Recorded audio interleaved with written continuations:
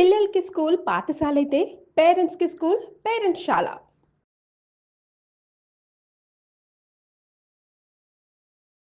నమస్కారం, welcome to Suman TV. నేను గీతాంజలి. శ్రీమాత్రి నమః. ప్రస్తుతం మనం శ్రీ శ్రీ శ్రీ ఆనంద శివకామేశ్వరి సన్నిధానంలో ఉన్నామండి. అమ్మవారు ఎంత దివ్యంగా ఉంటారో ఇక్కడ మీకు విజువల్స్లో చూపిస్తాను చూడండి. ఈ ఆశ్రమంలో ఎక్కడ కూర్చున్నా సరే అడుగడుగున మనకు అమ్మ దర్శనమే అన్నట్టుగా ఉంటుంది. ముందుగా ఆ శివయ్యని అలా దర్శనం చేసుకుని ముందుకు వస్తే గణపతి కార్తికేయుల నుంచి అలా అమ్మని చూడొచ్చు. అలాగే గురుదేవులను కూడా మనం దర్శనం చేసుకోవచ్చు. ప్రస్తుతం మనతో పాటు ఉన్నారు మాతాజీ. వారి గురించి ప్రత్యేకంగా చెప్పాలా, చూడగానే అమ్మవారి రూపంలాగా కనిపిస్తారు. మాట్లాడే తీరు, మనకి ఎన్నో తెలియని విషయాలు, సనాతనంలో ఉన్నటువంటి గొప్ప విషయాలని చాలా సరళంగా మనందరికీ అర్థమయ్యేలాగా చెబుతూ ఉన్నారు. ప్రత్యేకించి అమ్మవారి ఉపాసన, అమ్మవారి ఆరాధన ఎలా చేయాలి, ఈ శ్రావణ మాసంలో విశేషంగా ఎలా ఉంటుందనే విషయాలు మనం తెలుసుకుంటూ ఉన్నాము. అందులో భాగంగా ఇవాళ మనకి ఎన్నో సందేహాలు ఉన్నాయి, అవి కూడా నివృత్తి చేసుకుందాము. మనతో పాటు ఉన్నారు ప్రస్తుతం మనం ఉన్నటువంటి పీఠాధిపతులు శ్రీ శ్రీ శివకామేశ్వరి ఆనందమయ్యి అమ్మ. వారితో మాట్లాడదాం. అమ్మ నమస్కారం. శ్రీమాత్రి నమః. శ్రీమాత్రి నమః. సంతోషం మాట్లాడడం. ఎంత ఎక్కువ సమయం ఉంటే అంత ఆనందం అనిపిస్తుంది అమ్మ దగ్గర. అవునమ్మా.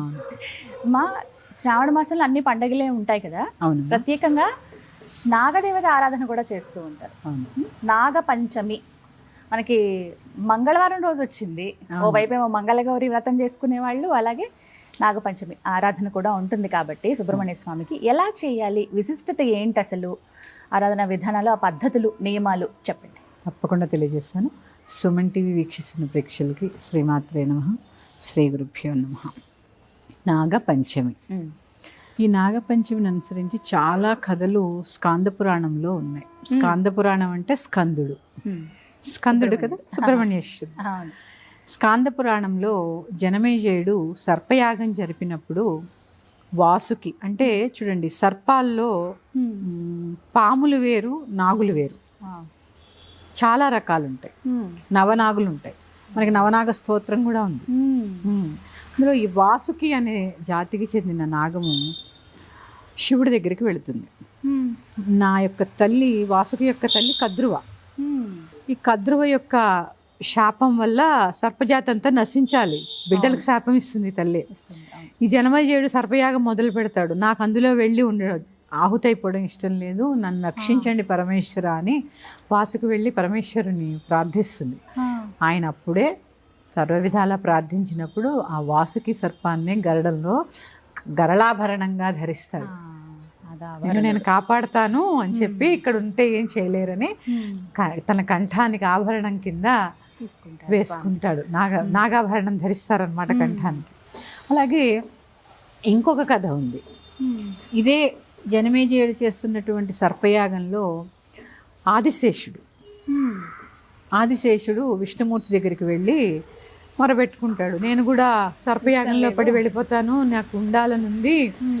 చూడండి అమ్మా, ఇక్కడ ఒక సందర్భంగా ఒకటి చెప్పాలి. భుజంగానికి కోపం ఎక్కువ. భుజంగము అంటే సర్పం. పక్షికి ఆకలి ఎక్కువ. తర్వాత చేప కూడా ఎప్పుడూ చూడండి తింటూనే ఉంటుంది. పక్షి కూడా ఎప్పుడు తింటూనే ఉంటుంది.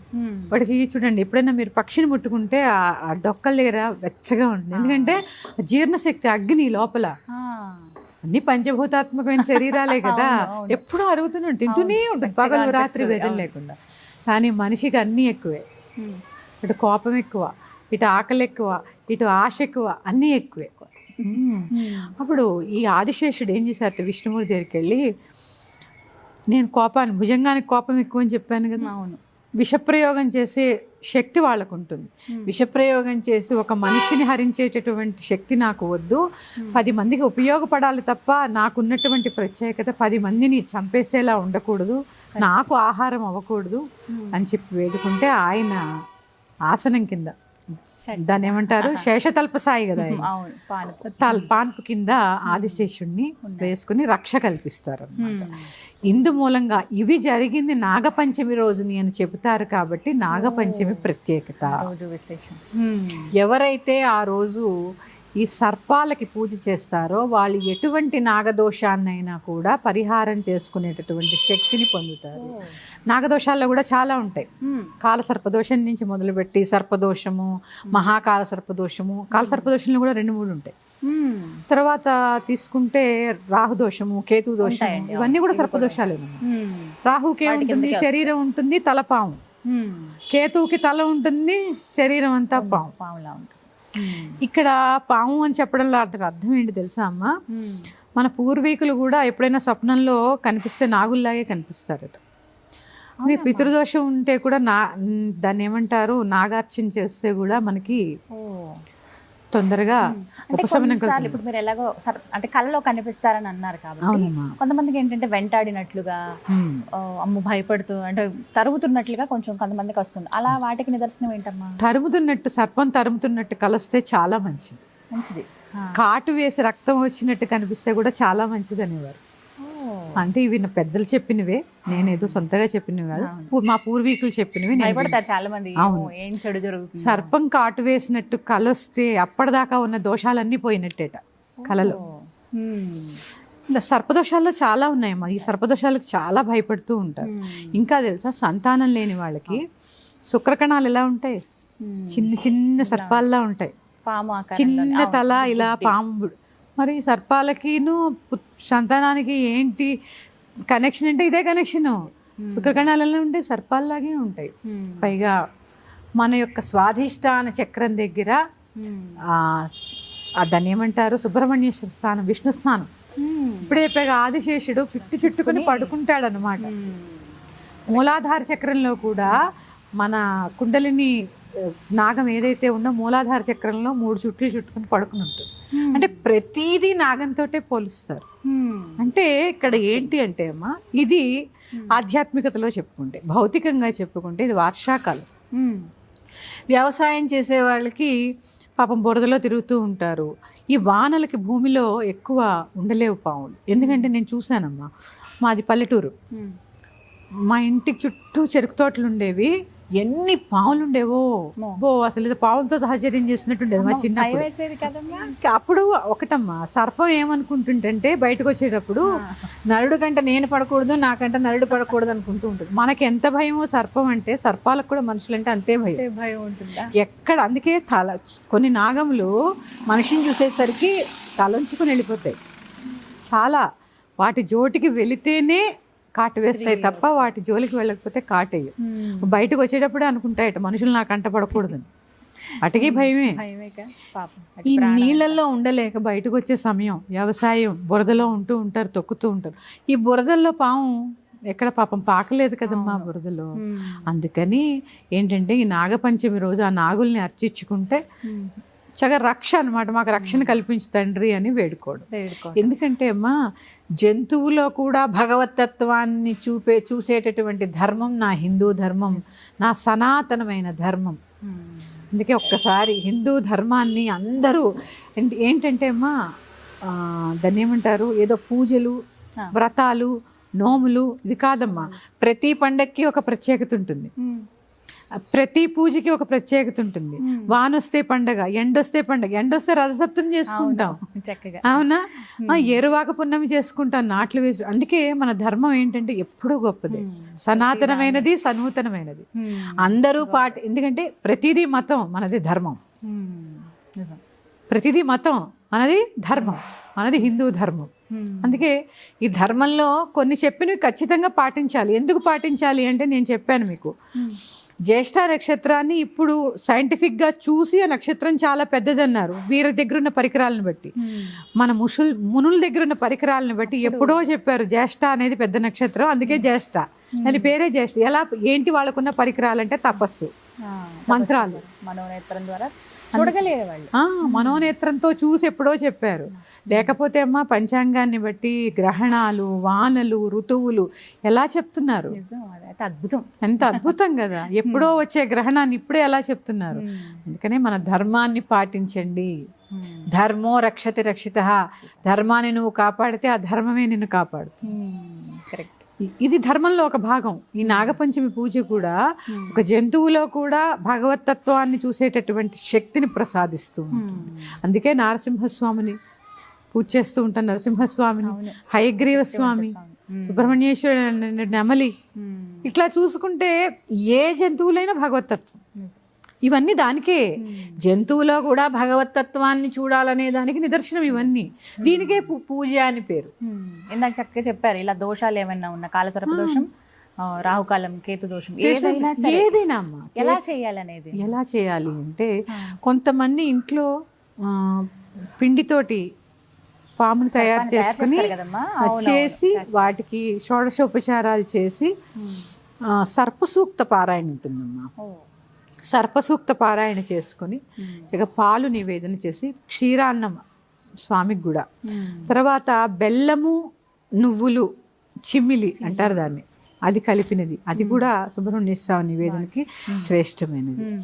అలాగే ఎక్కడైనా మీకు దగ్గరలో జంట నాగులు ఉంటాయి కదా, ఇట్లా ఉండి ఉంటాయి బంధనం వేసుకునేది, వాటికి శుభ్రంగా ముందు కడిగి తర్వాత పాలు పోసి అలా వదిలేయకుండా మళ్ళీ శుభ్రంగా కడిగి పసుపు రాసి బొట్టు పెట్టి దీపారాధన చేసి ఈ నివేదన చేయండి. ఇది చేస్తే ఎటువంటి సర్పదోషములైనా కూడా తొలగిపోతాయి. దీనికి ఏవి వేలల్లో ఖర్చు ఉండదు. పైగా మంగళవారం వచ్చింది ఇంకా శ్రేష్టం, చాలా విశేషమైన రోజు. ఇంకా చెప్పాలి అంటే అమ్మ, ఆ రోజు అంటే మా పూర్వీకులు చెప్పింది, తరిగిన కూర తినరు, చాకుతో ఇట్లా కోసినవి కరెక్ట్ తినరు. చిన్న సందేహం అమ్మా, ఈ సాంప్రదాయం మనం ఎక్కడ చూస్తామంటే నాగుల చవితికి ఎప్పుడైతే కార్తీక మాసంలో వస్తుందో మనకి అప్పుడు కూడా చూస్తాం కదా, రెండు ఒకటేనా? అప్పుడు వచ్చే నాగుల చవితి, ఇప్పుడు చూసే నాగుల అంటే ప్రాంతాల వారీగా ఉన్న అలవాట్లు.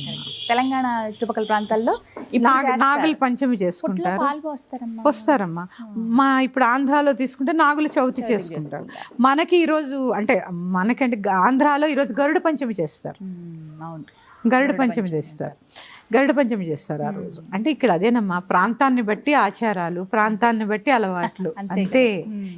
ఏదైనా పూజే, అక్కడైనా నాగపూజ, ఇక్కడైనా. ఇంకో విషయం ఉందమ్మా, ఇందాక మీకు 2 కథలు చెప్పాను. సుబ్రహ్మణ్యేశ్వర స్వామి దేవసేనను వివాహం చేసుకోవడానికి భూమి మీదకి వచ్చిన రోజు ఈ నాగపంచమి.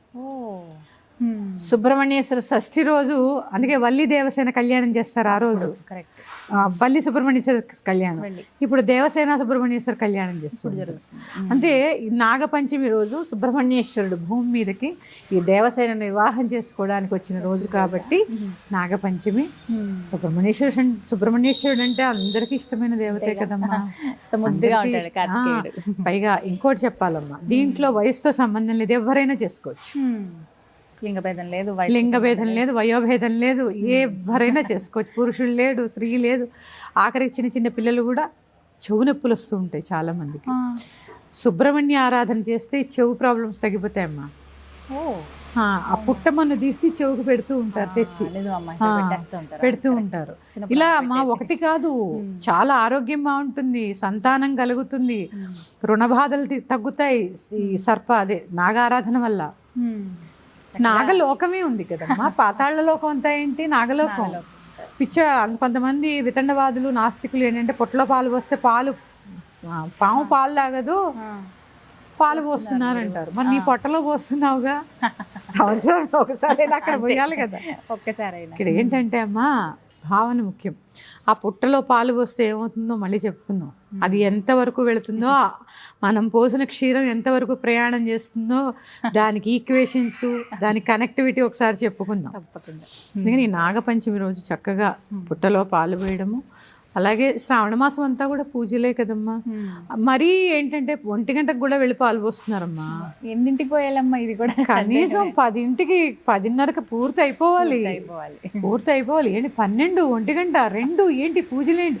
రాక్షస సంచారం చేసే సమయంలో పూజలు ఆ టైంకి. అందుకే రజోగుణం ఎక్కువైపోతుందమ్మా.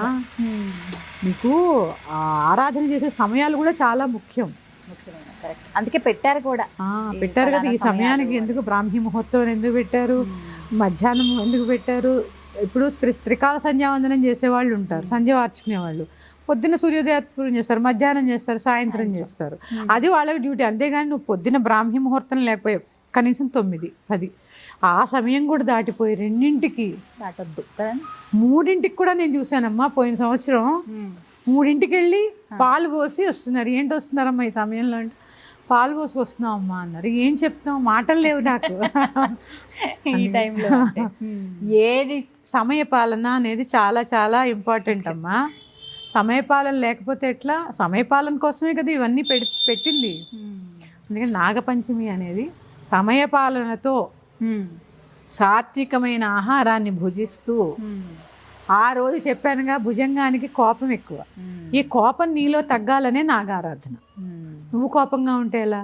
అందుకని సాత్వికంగా ఉంటూ సాత్వికమైన ఆహారాన్ని భుజిస్తూ ఒక నామం చెబుతూ ఆ పుట్ట దగ్గరికి వస్తారు. ఇది విమర్శ కాదు, తెలుసుకోవాల్సిన విషయం. తోసేసుకుంటారు ఇట్లా. ఇక పూజ పక్కకి వెళ్ళిపోయే, దేవుడి పక్కకి వెళ్ళిపోయే, నేను ముందు పోసావు నువ్వు ముందు పోసావు, ఒక లైన్గా ఎవరు పోస్తే ఏముంది, ఎవరు పోస్తే ఏముంది, మీరు పోసుకోండి, మీరు కడుక్కోండి, పెట్టుకోండి, మీ సమయం వచ్చినప్పుడు ఆ నిజంగా లైన్లో నిలబడ్డారు. ఒక భగవన్నామం చేసుకోండి, శరవణ భవ అనుకోండి. శరవణ భవ, అంతకు మించి నామం ఏముంది? శరణు వచ్చండి, శరణ భవండి. శరవణ భవ, శరవణ భవ, ఓం శరవణ భవ, ఓం శరవణ భవ నామం చేసుకోండి. తర్వాత నవనాగ స్తోత్రం అని ఉంటుంది. కొంతమందికి గుడికి వెళ్ళడం కుదరదు, ఇంట్లో సర్పసూక్తం కూడా చాలా చిన్నగా ఉంటుందమ్మా, చదువుకోవచ్చు. చాలా చిన్నగా ఉంటుంది నవనాగ స్తోత్రం కూడా. ఆ నవనాగ స్తోత్రము, సర్పసూక్తం చదువుకోలేని వాడు నవనాగ స్తోత్రము చదువుకుని చక్కగా నాగారాధన చేసుకోవచ్చు. వయో భేదం లేదు, లింగ భేదం లేదు. పిండితోటి ఒక నాగుని తయారు చేసుకుని, ఆ నాగుని ఏం చేయాలమ్మా తర్వాత? మరి తర్వాత పాలు పోసినప్పుడే కరిగిపోతుందమ్మా అది. మట్టిలో కలిపేచ్చువి, అలా పుట్ట దగ్గరికి వెళ్తాం అన్నప్పుడే తయారు చేసుకుంటే మంచిది అంతే. చిమ్మిలి నైవేద్యము, క్షీరాన్నం నైవేద్యం. అందుకని ఎటువంటి సర్పదోషాలనైనా కూడా, పైగా ఇంకోటి, ఈ నాగుల చవితికి పూజ చేస్తే నాగపంచమికి మళ్ళీ నాగపంచమి వచ్చేదాకా ప్రొటెక్షన్. చెప్పా కదా, నాకంట నువ్వు పడకు, నీకంట నేను పడద్దు. అంతే. ఇలాంటి భయాలు ఏమైనా ఉన్నాయి అని అనుకుంటే కనుక పాములు కల్లోకి రావడం తగ్గుతాయి, చెవు నొప్పి తగ్గుతుంది, కంటి చూపు మెరుగుపడుతుంది. అలాగే ఈ నాభి కేంద్రం కదా, స్వాధిష్టాన చక్రం దగ్గరే ఆదిశేషుడు ఉంటాడు. ఇలాంటి బాధలు కూడా పోతాయి. సంతానం కావాలన్నా, వివాహం కావాలన్నా కూడా ఆయన యొక్క సుబ్రహ్మణ్యేశ్వరుడు యొక్క అనుగ్రహం చాలా అవసరము. రుణ బాధలు తీరాలన్నా కూడా ఆయన అనుగ్రహమే అవసరము. అందుకని చక్కగా చేసుకోండి, తరించండి. శ్రీమాత్రే నమః. స్వస్తి.